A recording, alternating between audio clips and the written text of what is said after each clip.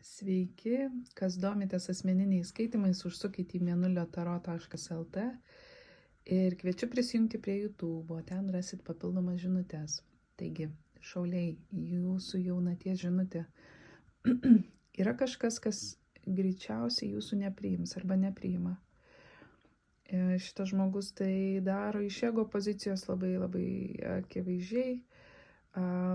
Gali būti, kad galbūt jaučiasi nesaugiai šalia jūsų, todėl kad jūs švytit, jūs turit, kaip sakant, susikūrę savo erdvę ir pakankamai tvirtai stovit ant savo kojų. Gali būti, kad netgi galbūt grubiai jūs atstums. Tai šitoj vietoj žinokit, kad jūsų manifestacijų tai neliečia tol, kol jūs tvirtai toliau stovit ant savo kojų. Ar ne? Neleiskit, kad tai jūs įžeistų arba nepriimkit to asmeniškai.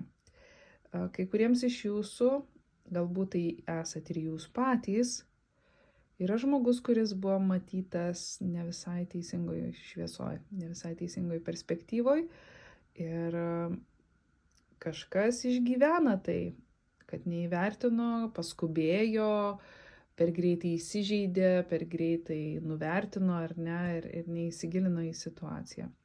Jeigu tai jūs, patarimas jums yra įveikti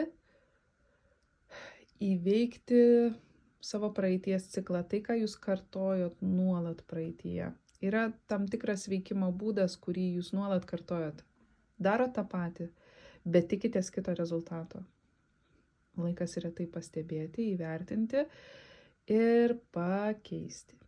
Įveikti save. Kai kuriems iš jūsų reikia padaryti taip, kaip jūs niekada nedarėt. Sėkmės.